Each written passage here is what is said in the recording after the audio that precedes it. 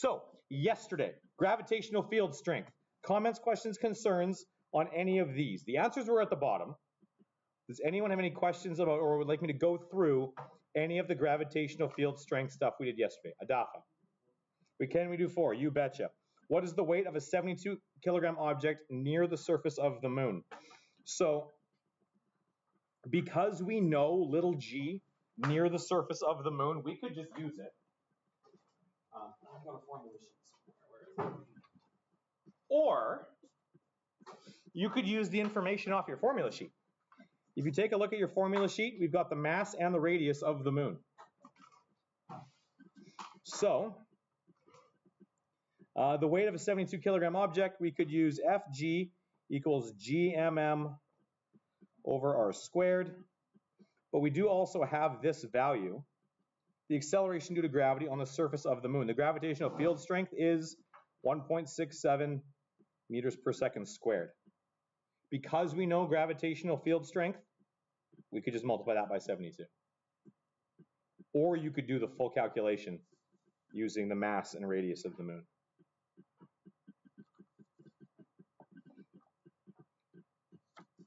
This is the front of your formula sheet. All of this data is free for you to use.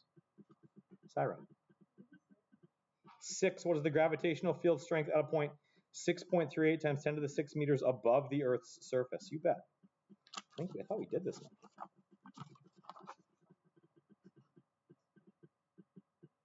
No, we didn't. Oh, no, we didn't. Okay. So if you want gravitational field strength, again, that's not force of gravity. That's just little g. And little g was the gm over r squared portion.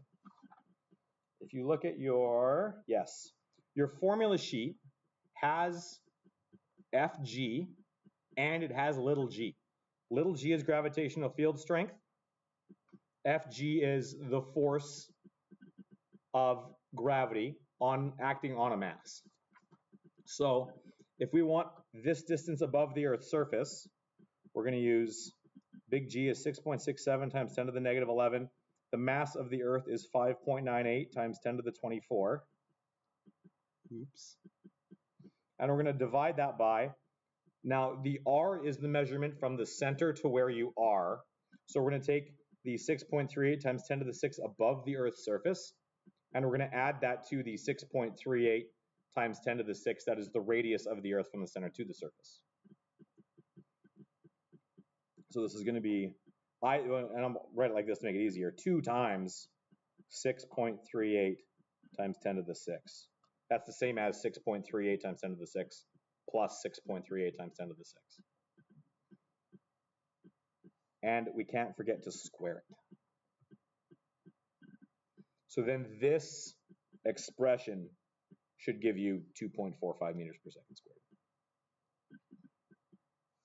That being the key right there. Anything else?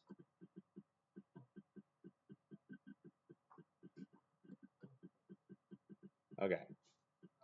Yes. I'm curious on how deep is that? The Earth orbits the Sun at a distance of this from center to center. What is the strength of the gravitational field strength at this distance? You'll need, so gravitational field strength is G equals 6.67 times 10 to the negative 11. You want the strength of the Sun's gravitational field. So for the mass, you need the Sun's mass, which is Googleable. Not on your formula sheet. Mass of the Sun. 1.989 times 10 to the 30.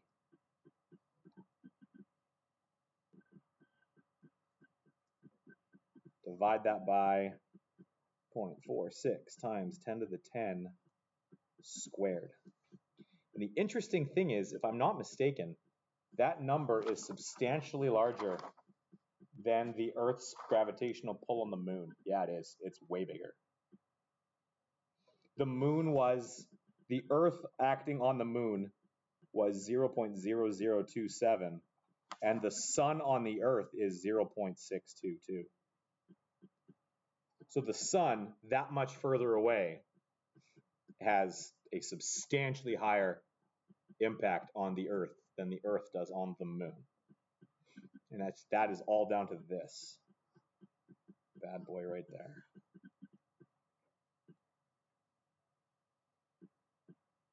Because the Earth is times 10 to the 24, and this is times 10 to the 30, which is a times 10 to the 6 difference. So we're talking millions, several millions. 3 million? Just over 3 million times bigger. Which, that little exponent of a 6 is a pretty massive impact. Now, oh, sorry, any other questions about the gravitational field strength stuff from yesterday? Okay. Now, I wanted to start friction with you guys. I do want to start friction with you guys today. We're going to skip that friction intro, and I would like to talk about friction. But a buddy of mine sent me something on Facebook yesterday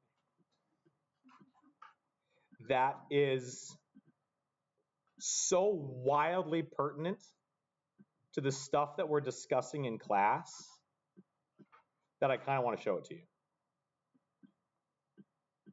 So how do I start from the beginning? Here we go. So I'm going to eat up a little bit of class time showing you this thing on Facebook. No, make it bigger. There we go. No, don't make it bigger. No, I don't do that. Make it bigger. There we go, full screen. Okay, it was just so well timed with the stuff that we've been talking about that I kind of have to show it to you. So there is it's not just a podcast because these guys film themselves too. You'll recognize one of them, I hope, as being a fairly famous individual, Neil deGrasse Tyson. He does a podcast called Star Talk with a buddy of his, and they sometimes have guests on, and they discuss all sorts of theoretically ridiculous sciencey things. He's an astrophysicist, so lots of them have to do with space and large objects. I mean, we're talking about gravity, and that's what this one's about. The beauty of this is that Neil deGrasse Tyson, having a PhD in astrophysics, and his buddy, having no formal physics training at all, have these conversations. And the guy with no physics training at all asks some really interesting, profound questions that then Neil deGrasse Tyson gets an opportunity to explain or answer. So I saw this yesterday. I wanted to show it to you because it is exactly the kind of stuff that we're talking about. So yeah, I'm also going to play this.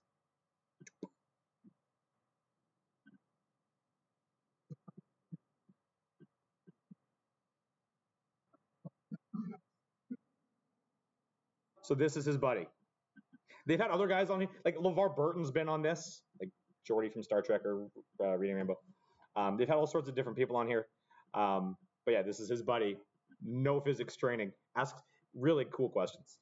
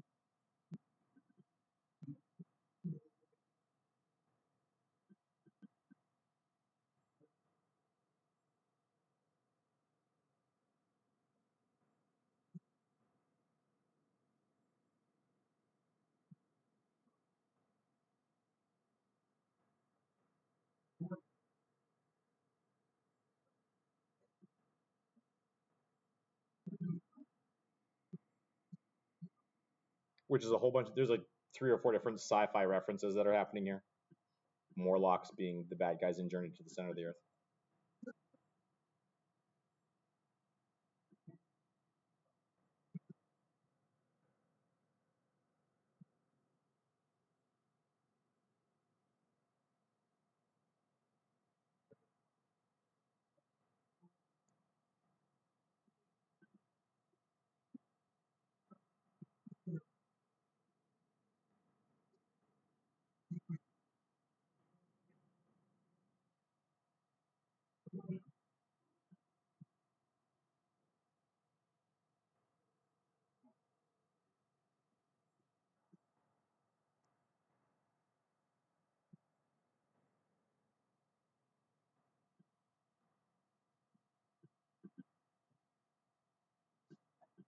Okay, so those of you who don't know miles, 12,800 kilometers.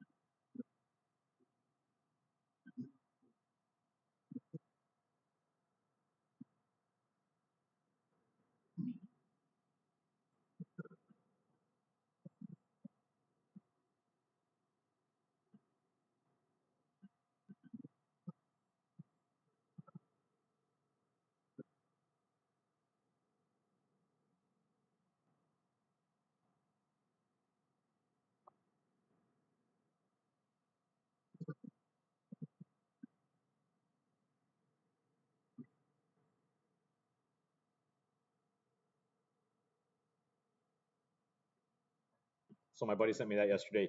My buddy has 0 physics training, so he sees stuff like this and it blows his mind. I think it's really cool. and timely because we were just kind of talking about this stuff. So I just thought I would show you that. It was interesting. Maybe you get a kick out of that. Maybe you don't. That's fine. I'm cool with that too. So we're done with gravity. This chapter is looking at a whole bunch of different examples of forces today and perhaps Monday, as long as it depends on how long this takes us. We're gonna look at friction. Now, friction. Friction is created whenever two surfaces slide, or in brackets, try to slide, past one another. That's a bracket there, that's a bracket there. And you guys have experienced this. Whether you tried to push a heavy object that you couldn't slide, or just the fact that you are able to walk, you can thank friction for. Because what you're doing when you try to walk, I've demonstrated it for those of you who were here. When you try to walk, what you're doing is you're trying to push your feet backwards while the Earth's inertia, you're not going to spin the Earth. And the friction between the bottom of your shoes or your bare feet and the floor is enough to to stick you in place and cause the rest of you to move forward. You then take another step and you catch yourself, and walking is basically just a small journey of a whole bunch of falls you don't actually make. That's really all you're doing. On the microscopic level, friction is caused by ridges and grooves.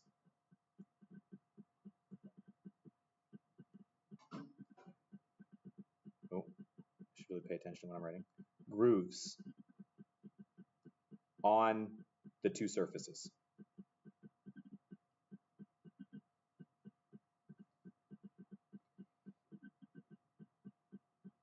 And how they lock together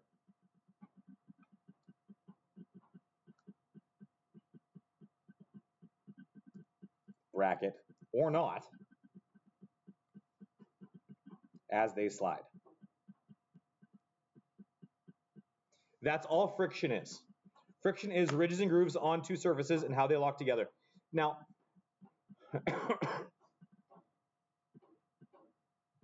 because of this,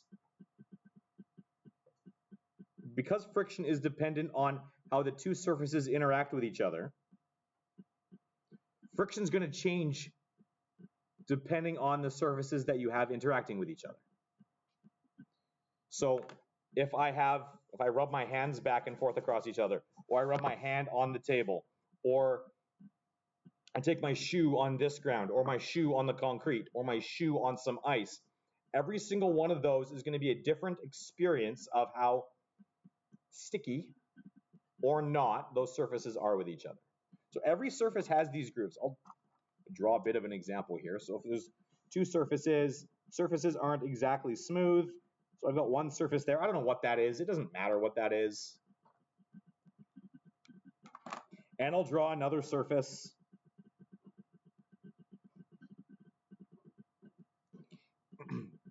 And you can see here sometimes as if the blue object is sliding that way and the pink object is sliding that way, you'll see that as these guys slide past each other, there are places where they lock together really, really nicely. There are places where they don't lock together at all.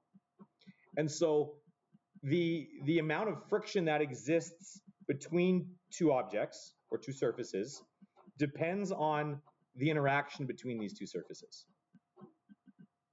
The reason ice is so slippery is because as you apply pressure to the ice, it actually melts the ice, which has two effects. One is a partial smoothing of this bottom surface. And as you melt the ice to smooth the surface and melt the ice, that water actually starts to fill in some of these holes. So now you're not standing, maybe this is your shoe.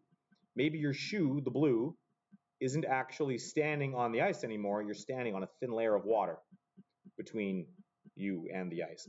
And lubrication is the same idea. You can only get surfaces that are so smooth And I mean, even if you can get surfaces that are really smooth, let's say you have this guy here, very smooth surface, and this guy here, an equally smooth surface. What's the problem here? Here you had ridges and grooves that were locking together because the surfaces were rough. I have managed to get two very smooth surfaces here. What's the problem now?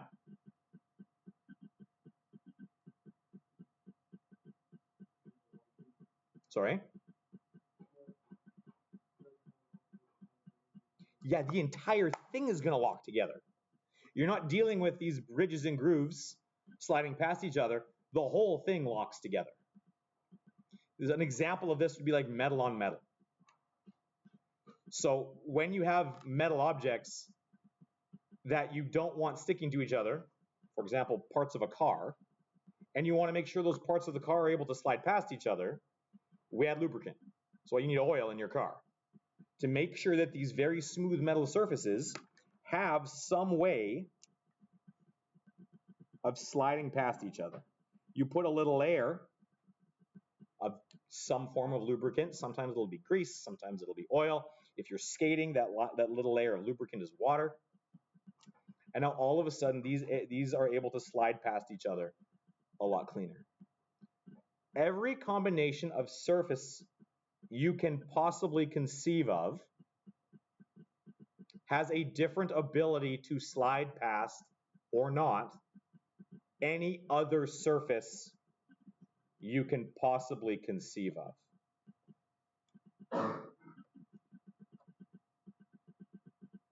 And because of this, we have to introduce a concept called the coefficient of friction. These are experimentally verified. And there are large books, or actually now they're not books anymore, they're just PDFs online, large tables where someone somewhere, a materials engineer, said, I made this brand new material. Now I'm going to test it against a bunch of other materials to see how slippy or not this material is. So friction is given by the following equation.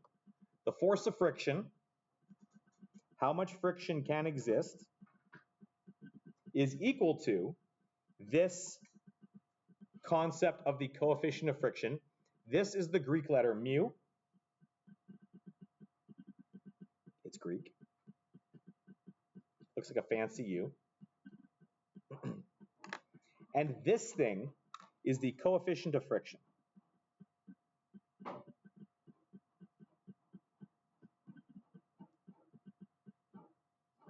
It is a measure of how two surfaces will slide past each other. So every possible combination of surfaces will have a potentially different value for this coefficient of friction. These things are experimentally verified.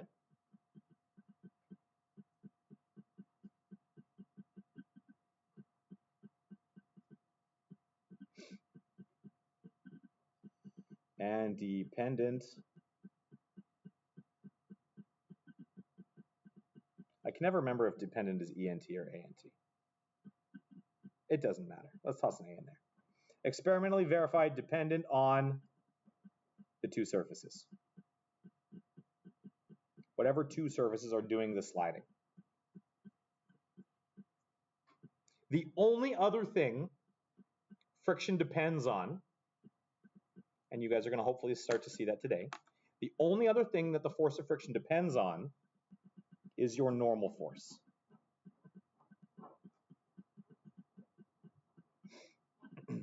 Fn is equal to the normal force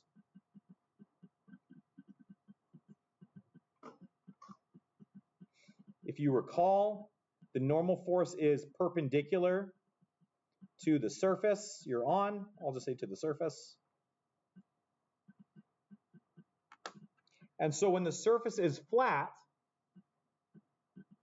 Fn, the normal force holding you up, is going to be equal to what force holding you down? Gravity. Fn is going to equal Fg, or however many Fg's there might be, on a flat surface.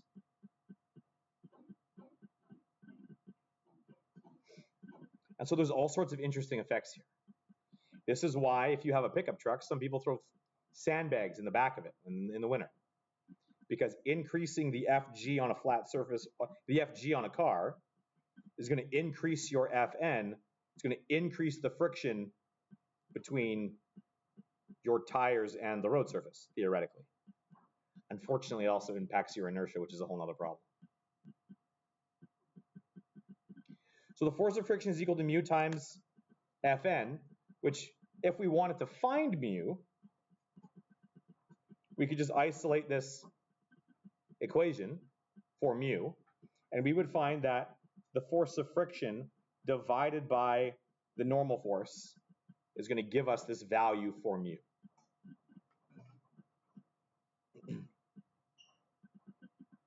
And this is what you guys are going to do for me today in a bit of a lab.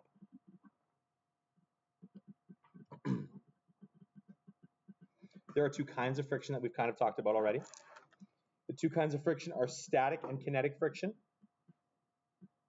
You guys have said already that it is harder to start It is harder to start an object moving than it is to keep that object moving. And that has everything to do with how two objects interact at rest. When two objects are at rest, they actually settle as much as they can into these grooves. They lock together nice and smooth.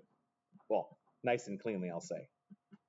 So then to get the object moving, you have to effectively break a whole bunch of these different interlocking groups. Something is going to break. You don't necessarily witness this super often. Like the fridge was sitting on the ground and I pushed on the fridge and it leaves a big pile of dust once the fridge starts to get moving. But over time you start to see the wear.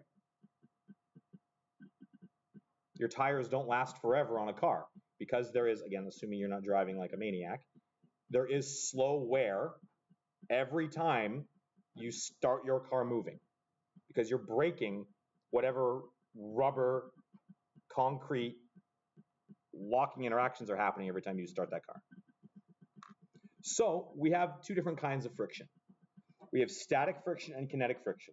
Static friction is the friction on a stationary object.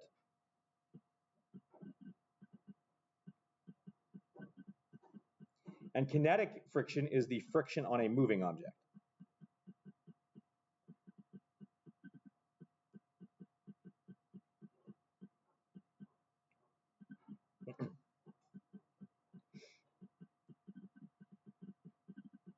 And you guys have said it already based on your personal experience, static friction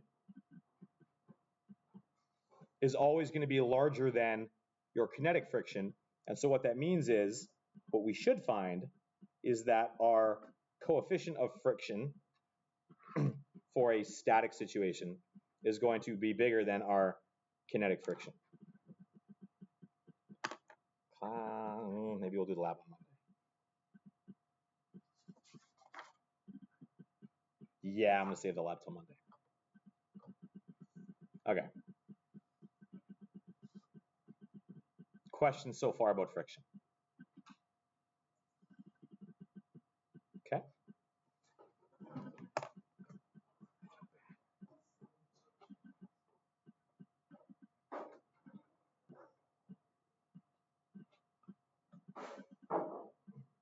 Might save that for Monday. So let's take a look at some examples of this. We've got a 3 3/4 kilogram block, and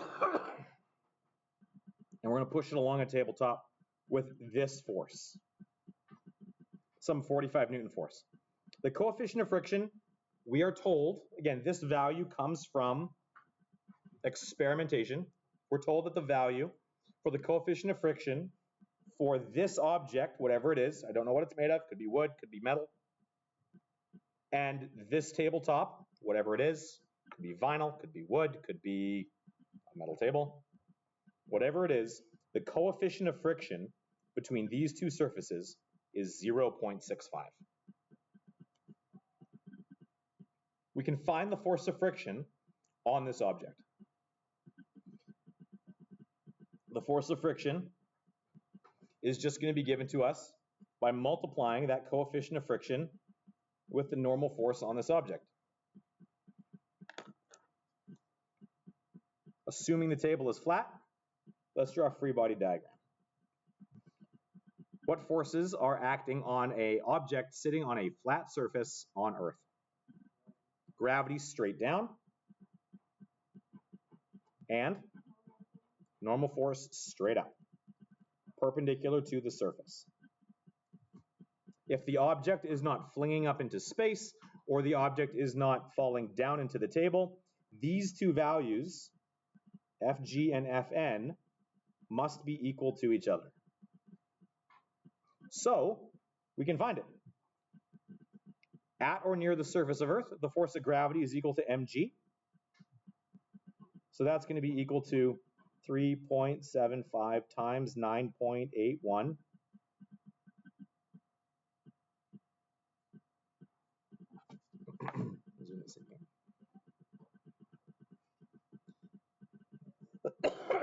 And so this should be 36.75 newtons. Because you're sitting on a flat surface, normal force is going to equal gravity. So this guy up here is also 36.75 newtons. Now that's not the end of our free body diagram. The free body diagram continues because the block is being pushed along a tabletop. So there's a force this way, some applied force, I'll say it's to the right, of 45 newtons. Friction's, if the object is being pushed to the right, friction is going to be acting which way? It's going to be to the left. Okay.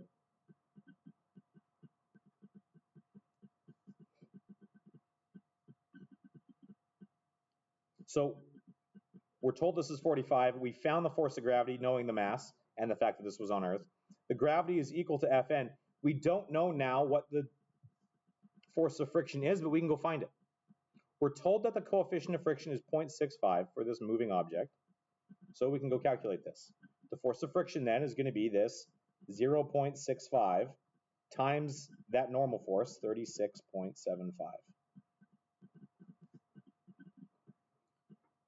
So then the force of friction acting on this object is going to be 23.89 newtons. If you do that calculation, that's the number you're going to get. For the sake of time, I'll shorten this up a little bit. So that's our force of friction. We have a force of 23.89 newtons to the left, caused by friction trying to hold this block back. We have a force of 45 newtons to the right, pushing this block forward. And we've got normal force and gravity acting. So what's happening to this object? It's accelerating which way? It has to be accelerating to the right. So now we can go ahead and we can actually find out what that acceleration is. Using Newton's second law, we know that F net equals ma.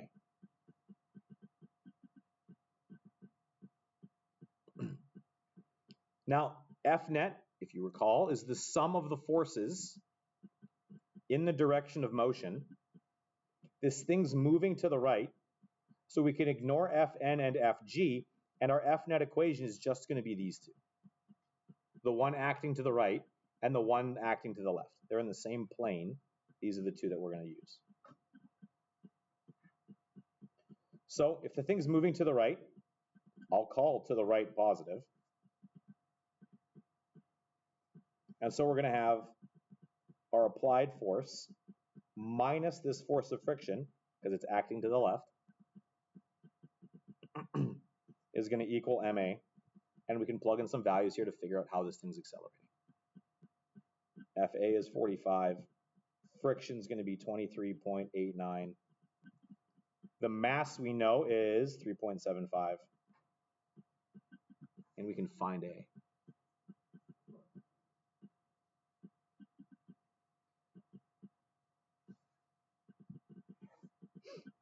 So 45 minus 23.89 divided by 3.75, you're going to find that the acceleration is, if you do this, you should get somewhere in the neighborhood of 5.63 meters per second squared. Which makes sense. If you have a larger force to the right than you do to the left, you should have an accelerating object. So this is now how friction is going to show up in this. Questions, comments, concerns so far? Okay. Got two more examples for you. Let's look at this middle one. This middle example here is very similar to what you guys are going to do for me in this next lab, which is now going to be Monday. We have a 0.2 kilogram puck being pushed along a sheet of ice with a force of 0.24 newtons. If the thing moves at constant velocity, we want to find the coefficient of friction. So first things first, with everything we do here, let's draw a free body diagram. What forces are acting on this puck? We got gravity acting straight down.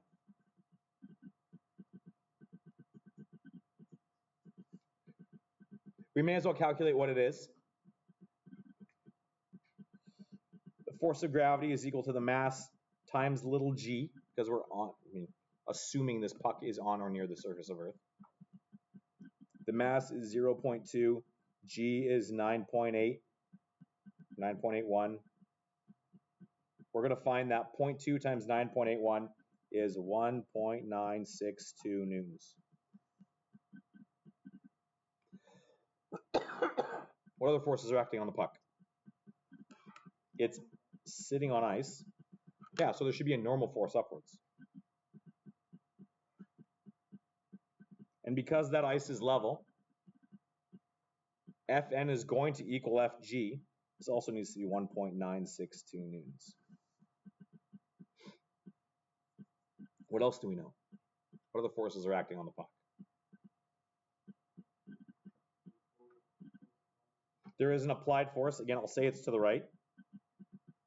And we know that applied force has what value? 0.24 newtons. Sweet. And if we're asked to find the coefficient of friction, then it's pretty safe to assume that there is friction in this question. So if the object is being pushed to the right, friction is going to be which way? To the left.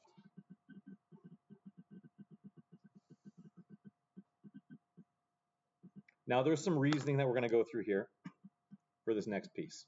We are told, and this is what you're going to try and do in your lab, that this object is moving at a constant velocity.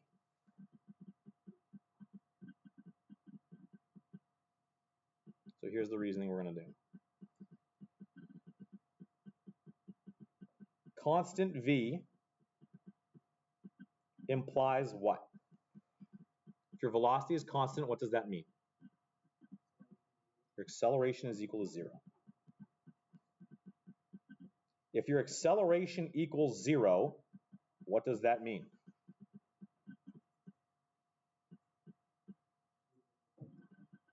Nope.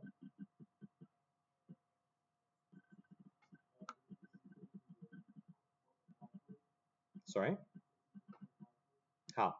How'd you get that? Yes, but how? Constant velocity. Okay, there's an in-between step that I want to make sure we're really getting here. You're right here, Dave. I just want to make sure we get all the steps. Take a look right here. We've got this F net equals ma. If constant v, that means the acceleration is equal to 0. If the acceleration is equal to 0, that means F net equals 0.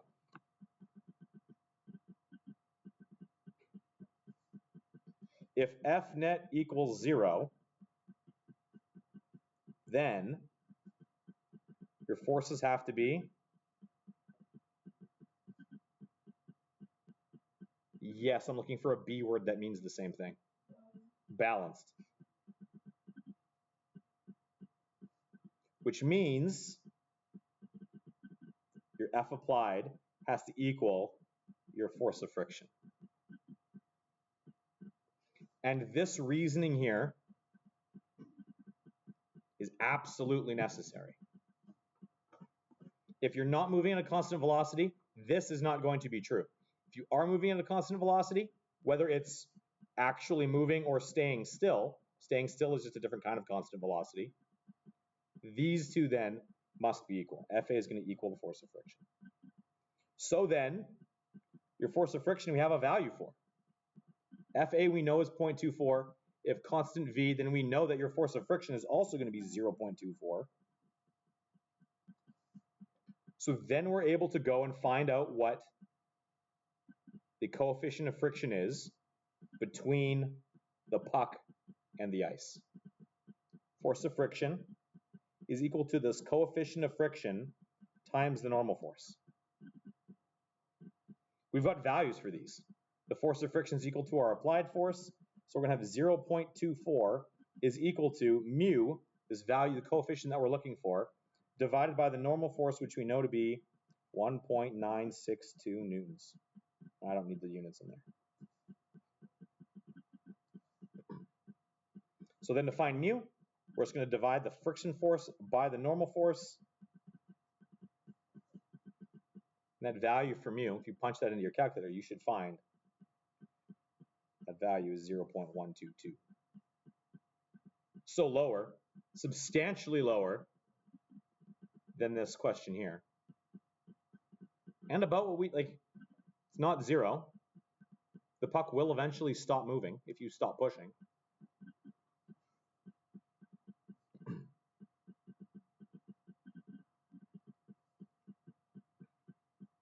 And this example here is actually what you're going to do a whole bunch during that lap.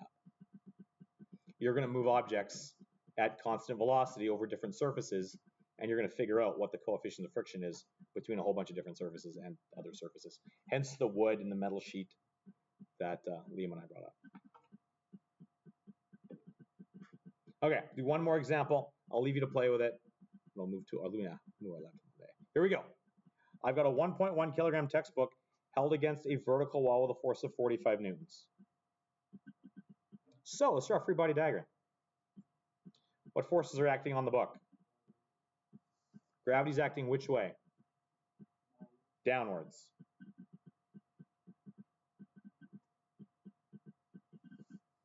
We can figure out the value for this right away. We know the mass of the textbook is 1.1 kilograms. So Fg is going to be 1.1 times 9.81. You're going to find that value to be somewhere in the neighborhood of 10.78 newtons.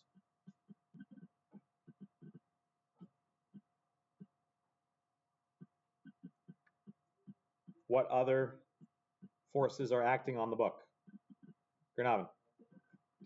Force applied to the right. There's a force holding the book to the wall, and we're told that that force is 45 newtons.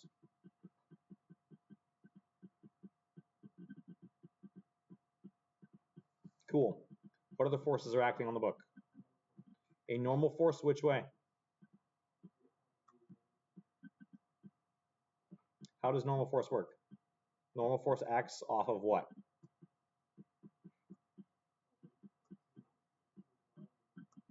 Gernavin. Acts perpendicular to the surface. So what surface is the book against? The wall. So in this case, the normal force is going to be acting which way? Sorry? To the left, off the wall. Fn is not always equal to Fg because the surface you're on isn't always going to be flat. In this case, the surface is perfectly vertical. So your Fn is going to be perpendicular to whatever surface you're interacting with. So in this case, if it's being held to the wall with a 45 Newton force and presumably not falling into the wall, then your Fn has to equal what? Has to equal 45 newtons.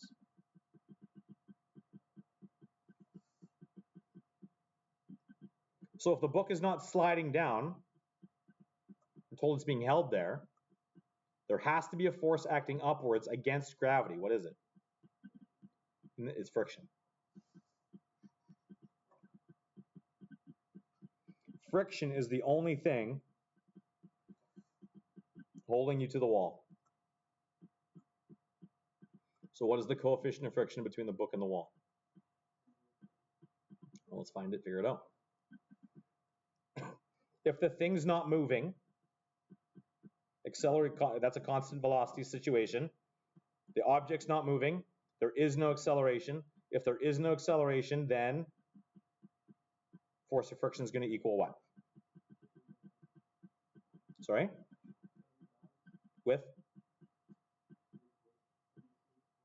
Within this case, the force of gravity. So in this case, force of friction equals Fg.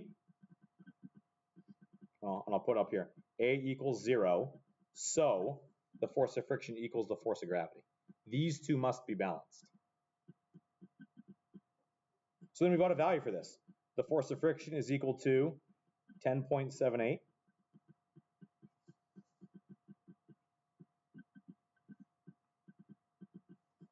We want to find the coefficient of friction. We know the force of friction is equal to mu Fn. So what we're going to find here is that mu Fn has to also be equal to 10.78. Well, we know what the normal force is. The normal force is 45 newtons.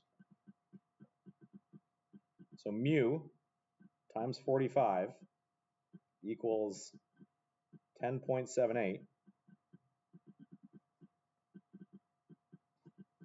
So mu then is going to be 10.78 or over 45. That value is 0.24.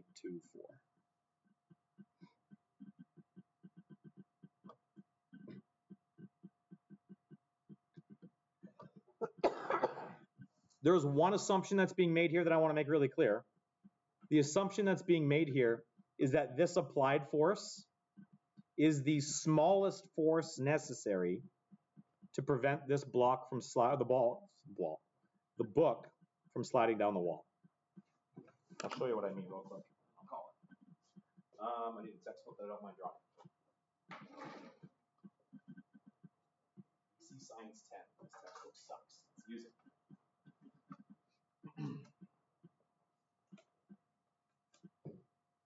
So there it is on the wall. By telling you that the applied force is 45, what I'm suggesting is that, or what the question is implying, is that that is the least force required to hold this book to the wall. Could I apply a greater force? Yeah, I could. As I apply a greater force, the normal force is going to increase. That'll jack up the coefficient of friction, because gravity hasn't changed. Actually, no, that'll decrease the force of friction required. But I can let this thing go. I don't have to push quite so hard. I'm not leaning into it with all my weight. But at some point, I'm not going to hold it strong enough and it's going to start to fall. So the implication here is that this 45 is that least force required to keep the thing on the wall. At that point, the coefficient of friction between the book and the wall is at that.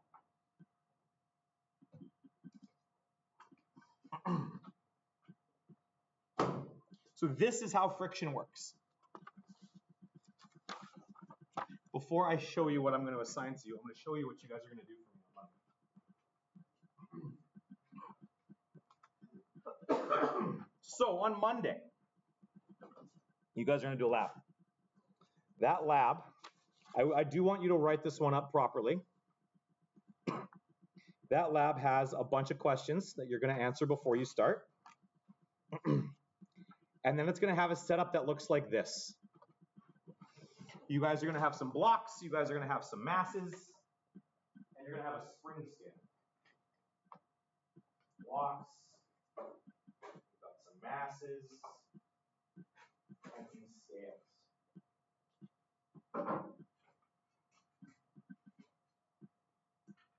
And you guys are going to figure out what force is required to just start this object moving, and then what force is required to keep it going straight at a constant velocity.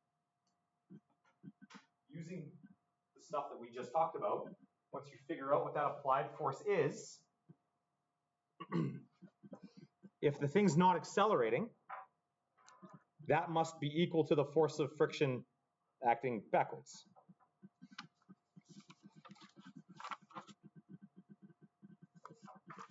I'll jump to this one. So then you can actually go ahead and calculate a whole bunch of different forces of friction. Sorry, coefficients of friction for a whole bunch of different surfaces. So that's what Monday's going to look like. Before we do that, I want you to do some really rough calculations for us. Here we go. So I want you guys to do, not all of them because that's not super necessary. Let's do the following questions. I want you guys to do 1, 3, 5, 6, and 7.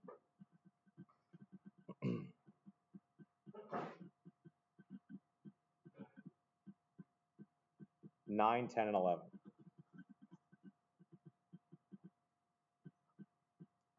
So that's 8 out of the 13 questions I want you guys to take a look at.